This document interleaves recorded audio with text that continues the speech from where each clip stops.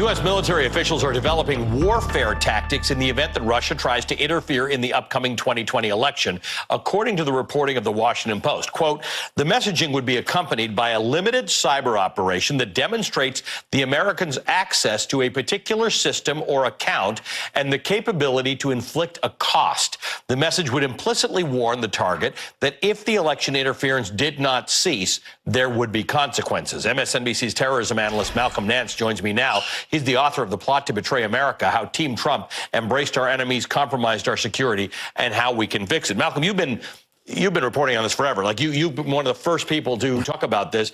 I guess what America needs to understand is, do we have the capability when somebody interferes in our election or commits any other kind of mass cyber crime for us to be able to identify and find out who's behind it and warn them that there will be a cost?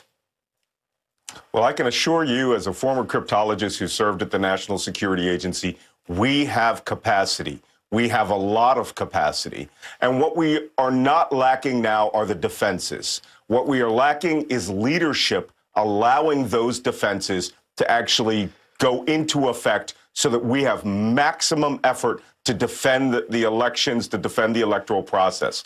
The Washington Post article indicated how U.S. Cyber Command, which for a long time was part of NSA and is co-operated at NSA, how they will go out and warn actors who are out there that we are aware of their operations and activities, just like the CIA director did in the run-up to the 2016 election. Only he called the director of the FSB personally. Yeah. This time, we're going to do it through cyber means. In Cybercom, in the 2018 midterm elections, they used emails, pop-up, text messages to target trolls who were doing things and interfering in the election. How do you think about that? One of the issues with cybercrime is, unlike nuclear weaponry, we have ways of knowing that's a nuclear weapon, that's a government of North Korea or the government of Iran. With troll factories and third parties, how do you figure that out? You can figure out where it's coming from.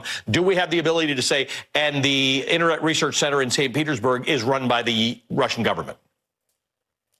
Well, we have the capacity to do that. We had certainly, working with our NATO allies, identified the actual individuals as they were coming to work and logging in on their computers, including their real names, their social security numbers, and of course, photographs of them as they were logging in to work.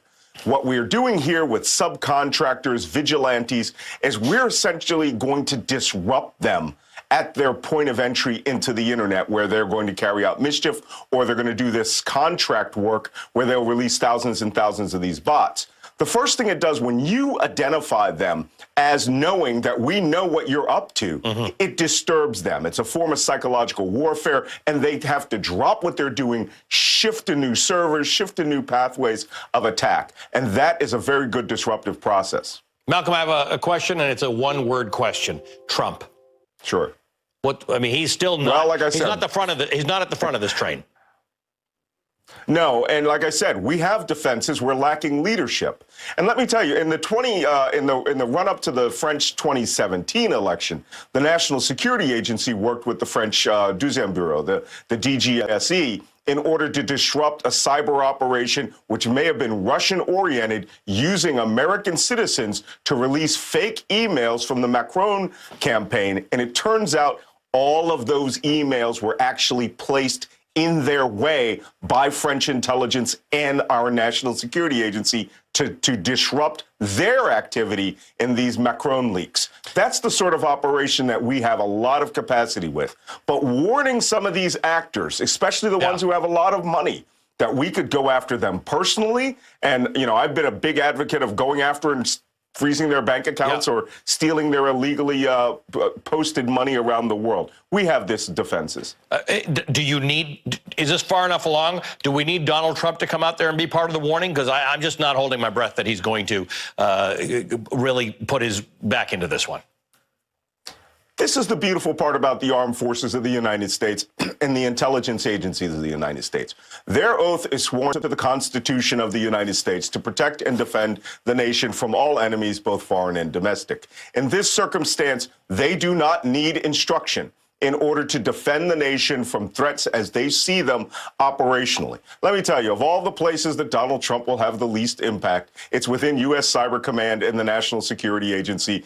I work there. Those places are cryptic themselves. The people there are going to do the nation's defense. That's great. And to tell you the truth, it is so sophisticated that it takes years to understand precisely what they're doing. It's not like the CIA running human intelligence officers. They have the ability to disrupt things as part of their day-to-day mandate. I think we're relatively safe with them. That makes me feel good if you say so, Malcolm. Thank you, my friend. Malcolm Nance, MSNBC terrorism analyst.